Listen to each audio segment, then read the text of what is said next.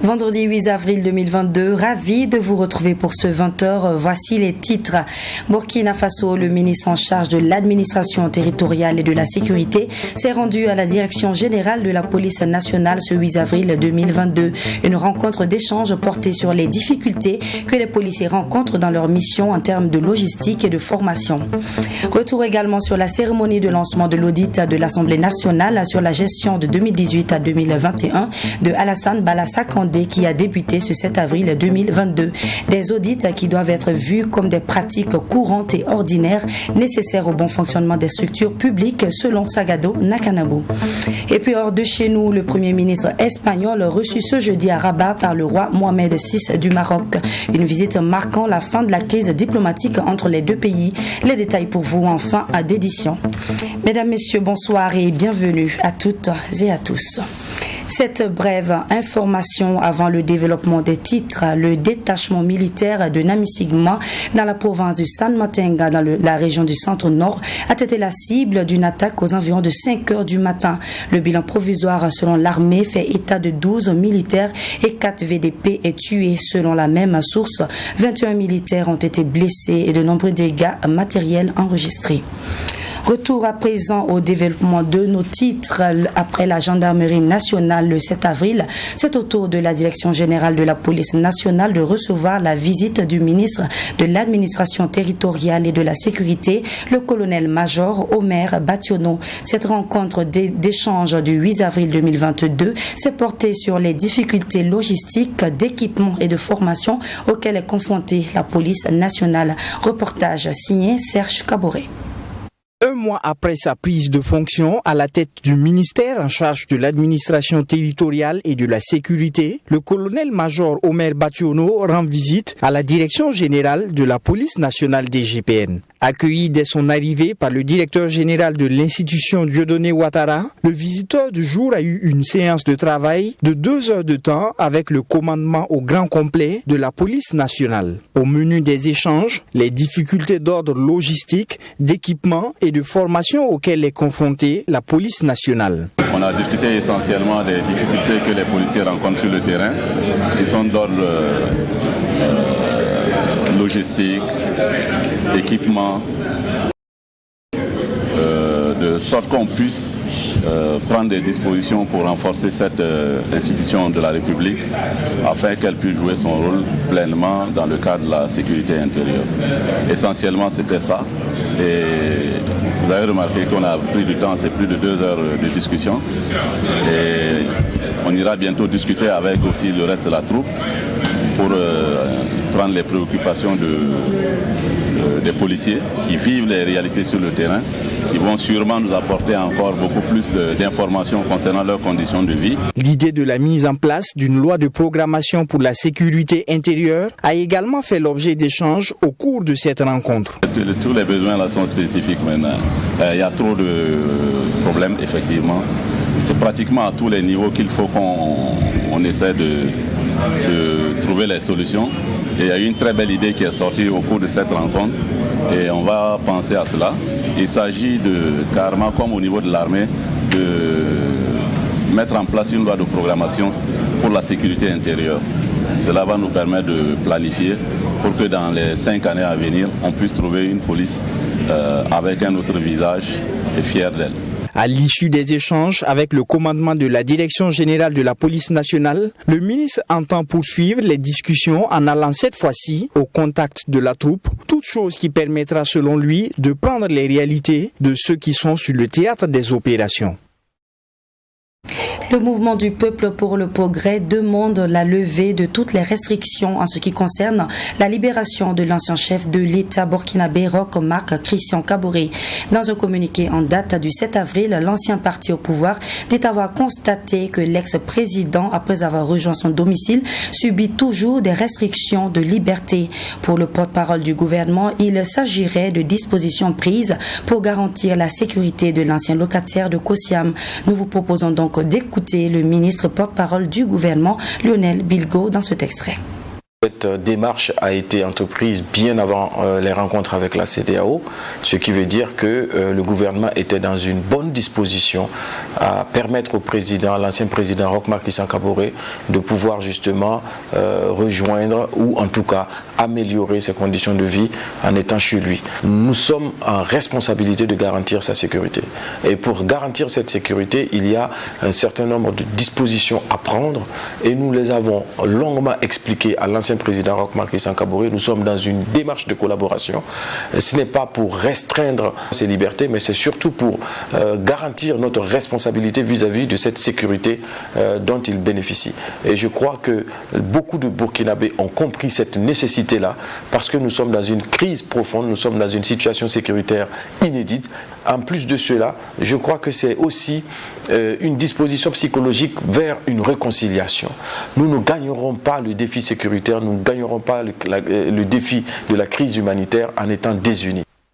Et puis, dans la dynamique des audits des structures publiques voulus par le président du Faso, l'autorité supérieure de contrôle d'État et de lutte contre la corruption a lancé ce jeudi 7 avril l'audit de l'Assemblée nationale sur la gestion de 2018 à 2021 de Alassane Bala Sakandé. Si certains crient à la chasse aux sorcières pour le secrétaire exécutif du réseau national de lutte anticorruption, il n'en est rien, d'autant plus que les audits ne concernent pas que l'Assemblée nationale. Pour Sagado Nakanabo, les audits doivent être vus comme des pratiques courantes et ordinaires nécessaires pour le bon fonctionnement des structures publiques.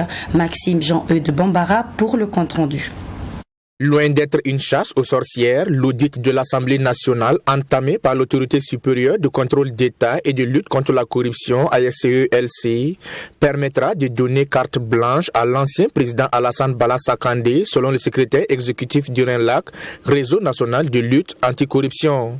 Pour Sagado Nakanabo, tout audit devrait être vu comme une pratique courante et ordinaire pour l'assainissement et le bon fonctionnement des services publics. L'audit, non seulement ça lui permettra à lui de présenter main propre, mais ça permettra aussi à l'Assemblée éventuellement de déceler des défaillances ou des faiblesses, des dysfonctionnements qui permettront aux futures assemblées de mieux fonctionner.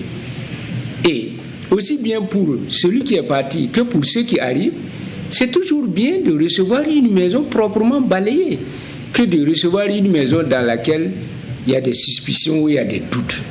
Dans la dynamique des audits des structures publiques, le contrôleur général d'État, Philippe Nion, a par ailleurs lancé un appel à contribution des citoyens contre récompense. Si certains craignent que la rémunération suscite des dénonciations fallacieuses, pour le secrétaire exécutif du RENLAC, il faut plutôt cultiver l'esprit des dénonciations. Il ne faut pas craindre qu'il y ait des mauvaises dénonciations, parce qu'au Burkina, nous avons une faible culture de dénonciation. Il n'y a pas assez de dénonciation.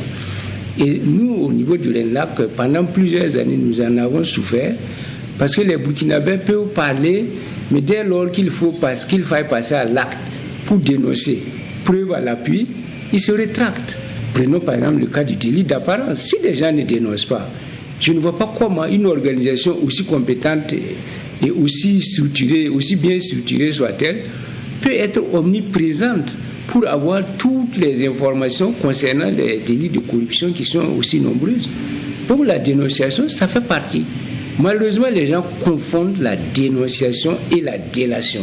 Pour ce dernier, dénoncer une mauvaise pratique, un acte de corruption doit être considéré comme une gloire, un bienfait pour la société.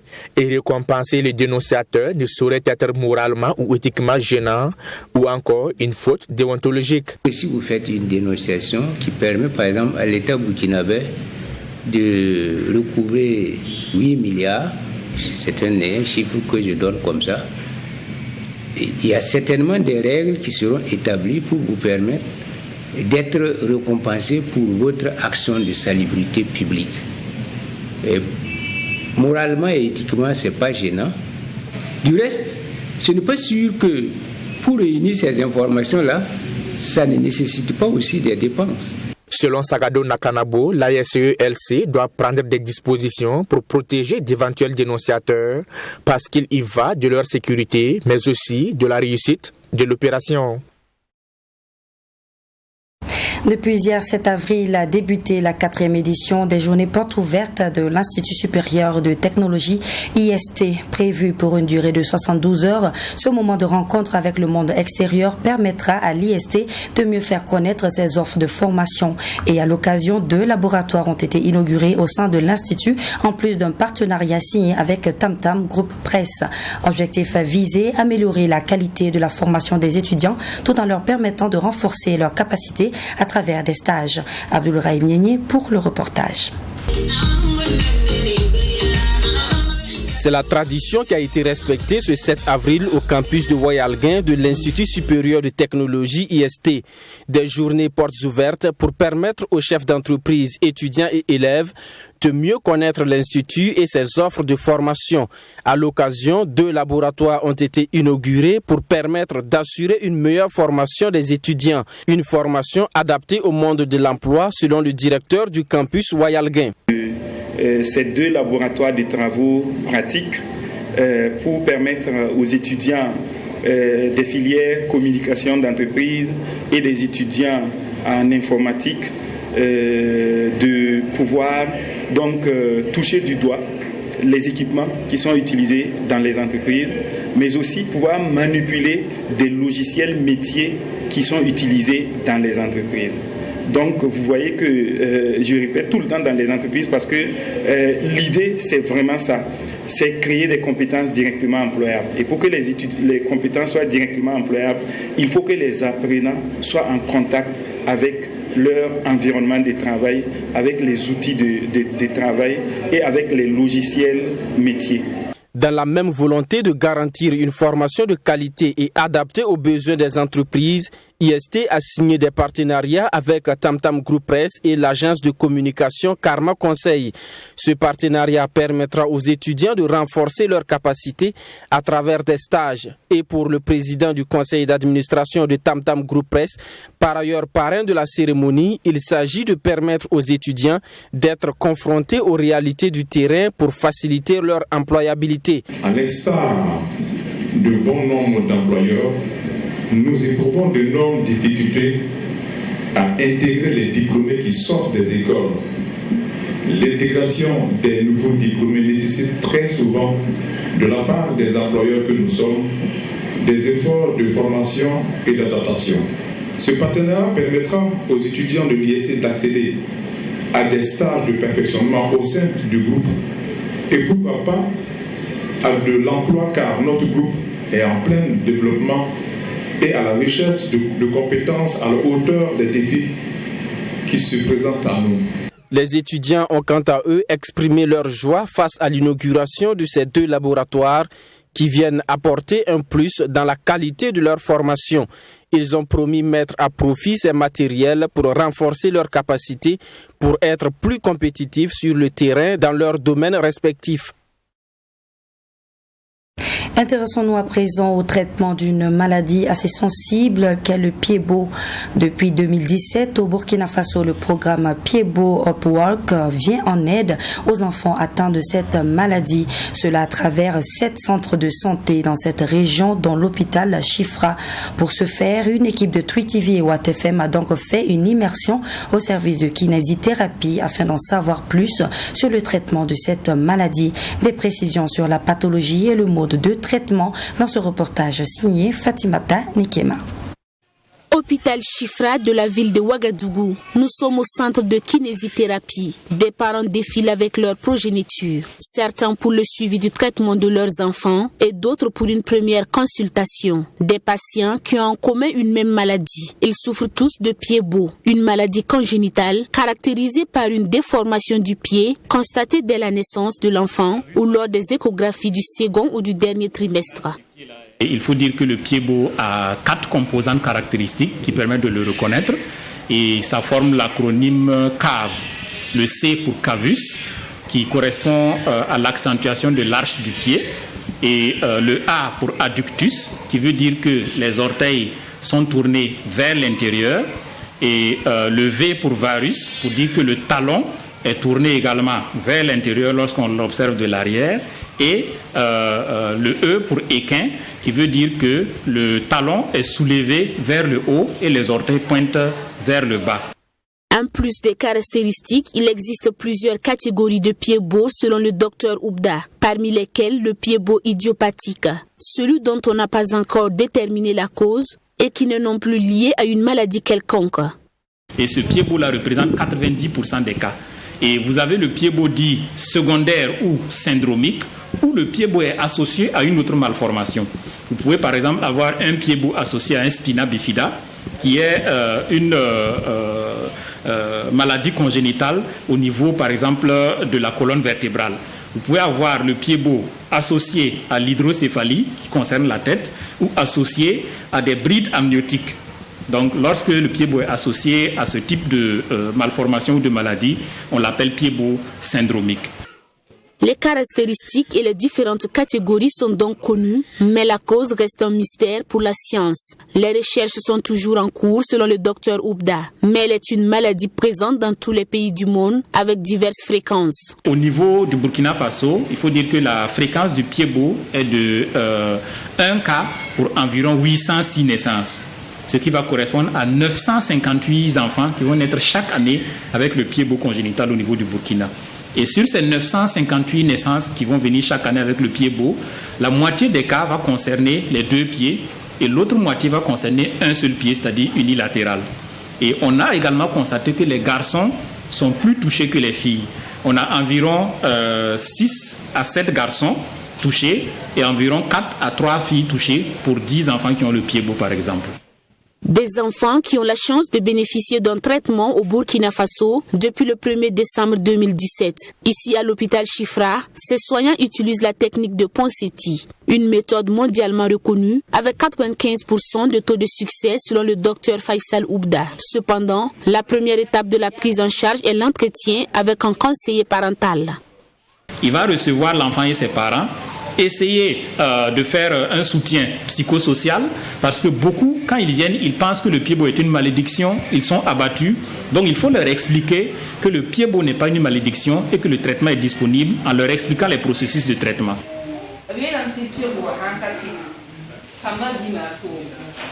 Cette étape passée, place au traitement subdivisé en 2 phases, la phase de correction et celle du maintien. La correction se fait avec une série de poses de plâtre chaque semaine et peut durer 4 à 6 semaines pour corriger la partie antérieure du pied. Ensuite vient une petite chirurgie du tendon d'Achille dont bénéficient 9 sur 10 enfants souffrant de pied-bot. Et 3 semaines après, commence la phase de maintien avec le port d'attelle.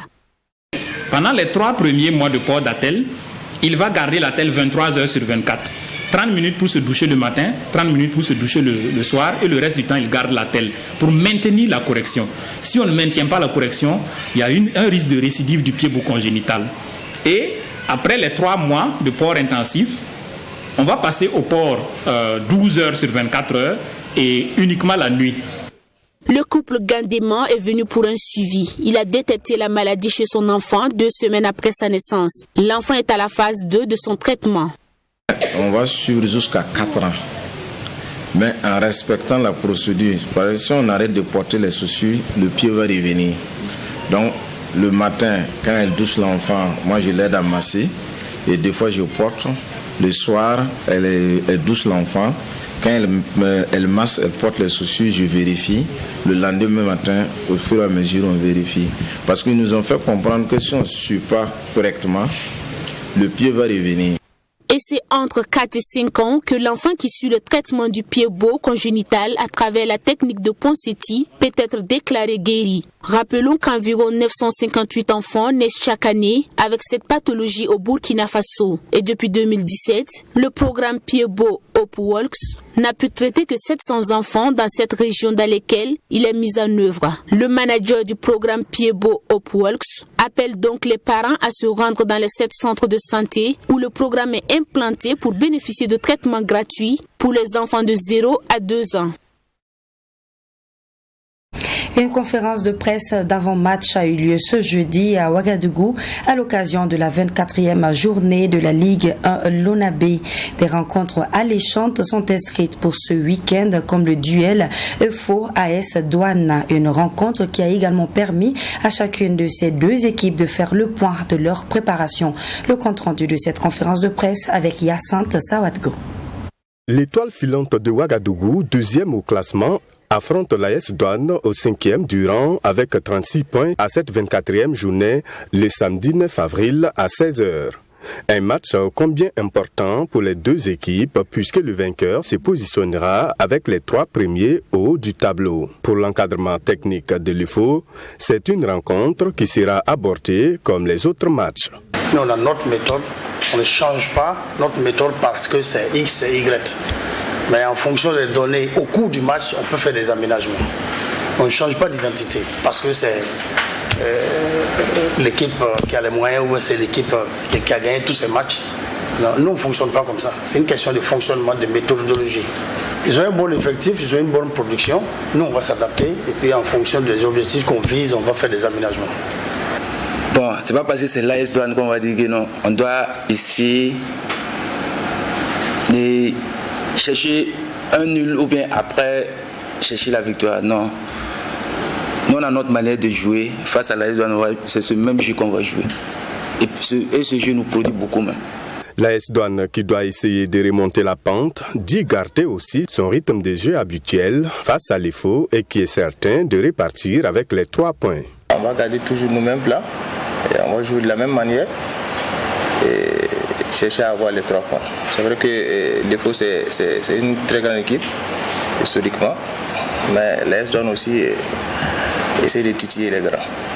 On va attendre le samedi, on va voir qui aura le gain des 3 points. En tout cas, nous on vient pour les 3 points aussi. On prend match par match parce que c'est pas EFO, c'est une grande équipe, mais c'est pas parce qu'on joue contre EFO on doit changer notre système de jeu. Comment j'ai regardé ces matchs, je le vois jouer. Bon, j'ai affronté des attaquants plus puissants que lui, donc c'est pas Kouma qui va me faire peur. Notons qu'il a été également question de la 19e journée de la Ligue 2 à ce rendez-vous d'avant-match. Dans la poule A, le CFEB deuxième au classement croise les crampons avec le FAC au bas du tableau ce dimanche 10 avril. Cette rencontre avec les journalistes a aussi permis de faire le tirage au sort des 64e finales de la Coupe du Faso qui, elle, débute le 13 avril prochain. Hors de chez nous à présent, le Premier ministre espagnol Pedro Sánchez a été reçu ce jeudi à Rabat par le roi Mohamed VI du Maroc. Une visite marquant la fin de la crise diplomatique entre les deux pays. Cette normalisation a été rendue possible par la décision de Madrid d'afficher désormais son soutien au plan d'autonomie marocaine pour le Sahara occidental. Reportage. L'Espagne et le Maroc se rapprochent après le revirement de Madrid sur la question du Sahara occidental. Dans une déclaration conjointe, le souverain chérifien et le chef du gouvernement espagnol ont convenu d'inaugurer une nouvelle étape dans leurs relations. Je pense que c'est un moment historique pour les deux pays qui est nécessaire dans la définition de nos relations bilatérales. L'un des premiers objectifs de cette nouvelle étape sera le rétablissement de la pleine normalité dans la circulation des biens et des marchandises aux postes frontaliers de Ceuta et Melilla. En 2019, le Maroc avait stoppé ce commerce transfrontalier considéré comme de la contrebande. Une réunion de haut niveau entre les deux gouvernements doit se tenir avant la fin de l'année pour mettre en œuvre la feuille de route établie à Rabat. Nous allons procéder à la réouverture progressive des postes frontaliers afin de garantir un flux ordonné de personnes en toute sécurité et dans le respect des exigences sanitaires nécessaires et les marchandises circuleront également normalement. Des groupes de travail seront mis en place pour traiter ces dossiers sensibles. Madrid veut plus particulièrement compter sur le soutien de Rabat sur la question du contrôle des migrations illégales, alors que le Maroc, d'où partent la plupart de ces migrants, a été régulièrement accusé de les utiliser comme moyen de pression. Toujours hors de chez nous, la juge Brown Jackson devient la première femme noire confirmée à la Cour suprême américaine. Le Sénat américain a procédé jeudi 7 avril à la confirmation historique de cette brillante juriste âgée de 51 ans. Cette magistrate avait été choisie en fin février par le président démocrate Joe Biden, qui avait promis pendant sa campagne de nommer pour la première fois une femme noire à la plus haute institution judiciaire du pays, vieille de 233 années. Suivons ce reportage. C'est une nomination historique. Ketanji Brown Jackson devient la première magistrate noire à la Cour suprême. C'est aussi une consécration pour cette juriste de 51 ans, diplômée de Harvard, avocate puis juge fédérale. Et c'est une autre pionnière, la vice-présidente des États-Unis, Kamala Harris, qui annonce le résultat du vote. And this nomination is confirmed. Ketanji Brown Jackson a été choisie par Joe Biden. Son entrée à la plus haute institution judiciaire du pays ne changera pas le rapport de force au sein du collège de 9 magistrats chargés de trancher les débats de société aux États-Unis. Jackson remplacera un autre juge libéral, de sorte que la Cour restera à 6-3 avec une majorité conservatrice. Cela signifie que certaines des grandes affaires à venir concernant l'avortement, par exemple, certaines des autres grandes affaires ne changeront probablement pas avec sa nomination, mais cela compte beaucoup sur le long terme. Il s'agit de savoir quelles affaires la Cour va traiter dans les années et même les décennies à venir, et bien sûr comment elle se prononcera sur ces affaires. Voilà cette pensée avant de nous quitter. Faites toujours attention à qui vous vous confiez. Une oreille à l'écoute peut devenir une bouche qui trahit. Dans ce genre de cas, dites-vous bien que la déception ne vient jamais des autres. Elle n'est que le reflet de vos erreurs de jugement.